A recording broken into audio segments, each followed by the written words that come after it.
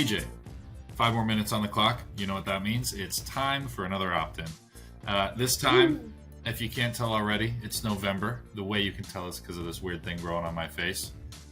And AJ shivering. Oh, it's also cold. I've got the heat cranked in here. That's why I got short sleeves on. But not everyone's so lucky, I guess. AJ, I want to talk to you about prospecting during the holiday season, sort of that period right now leading up to Thanksgiving and a little bit beyond that.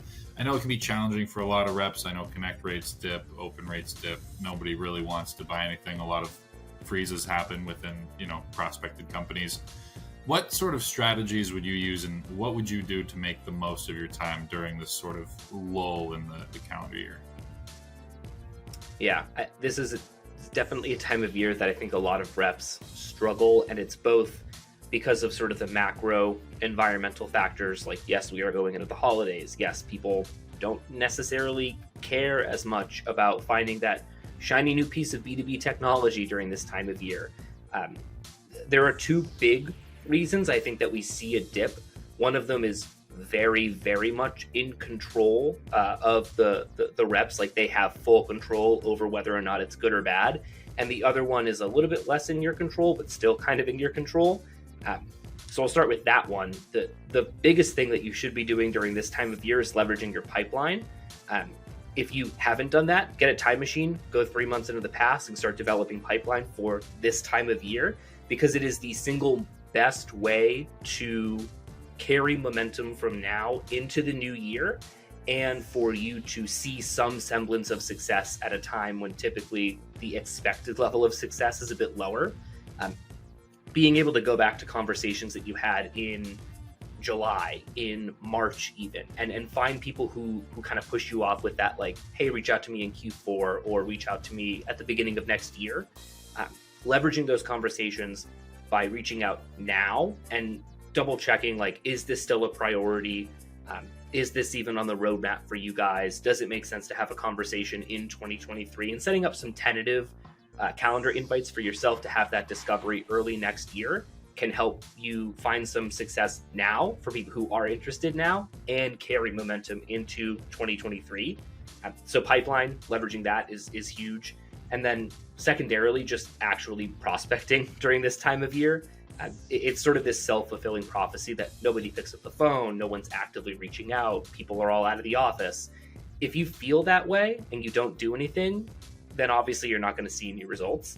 But if you go against the grain a little bit and you decide, well, if nobody's prospecting and I am prospecting, don't I stand out a little bit? And by kind of shaking that idea, that philosophy that, like, no one's picking up and you just pick up the phone and start dialing, you're going to get people on the phone. You're going to find people who are just ready to get out of the office and go on vacation, and they're kind of just twiddling their thumbs waiting for that moment to hop out. So I think it's just like this mentality that you kind of have to break through as an SDR to actually just make dials during this time of year, because so many people take their foot off the gas and then you start to see the numbers dip. Yeah, and one thing I'll add on top of your first point is that even if you don't have the time machine, you can still focus on generating pipeline, and I think having that mindset helps a lot. Yeah, versus really trying to pass some leads, get some meetings set up in November and December. You're kind of already gonna be struggling with that. But that doesn't mean that the people you reach out to aren't going to be interested in January, in February, after they have those internal discussions. So still just getting your name out there, doing that prospecting, I think is huge, even if you can't get your hands on one of those nifty time machines. The other thing I'll add that I always liked to take time to do in November, December was really just like assess your messaging, look at what's going on. I feel like a lot of times it can be easy to just like slightly tweak your messaging over the course of the year. You don't have to spend as much time on it. It still refreshes it, right? The open rates and things are increased when you do that. But taking that time at the end of the year, when you do have a little more time, a little more freedom to not call, not that you shouldn't, you should still do that, but you're going to have less conversations, so you'll have more time in your day with the same amount of activities. Taking that time and making the most of it by really assessing, maybe run some A/B tests, but refresh your messaging and the templates you use. It's the best time of the year to do that. Just know that testing them might not happen until January if you want an accurate measure, if you're doing any kind of comparisons.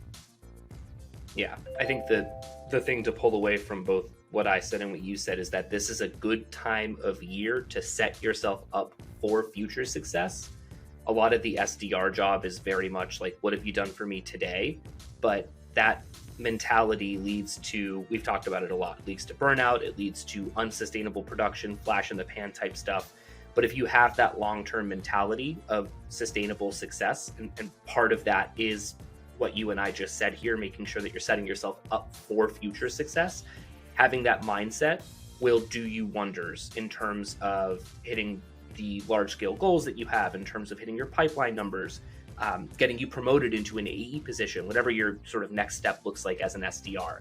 Having that long term mentality it'll work wonders for that. So leveraging your pipeline, redoing your messaging, this is a perfect time of year to think about that. All right, AJ, 15 seconds. Tell everybody about Opt-in.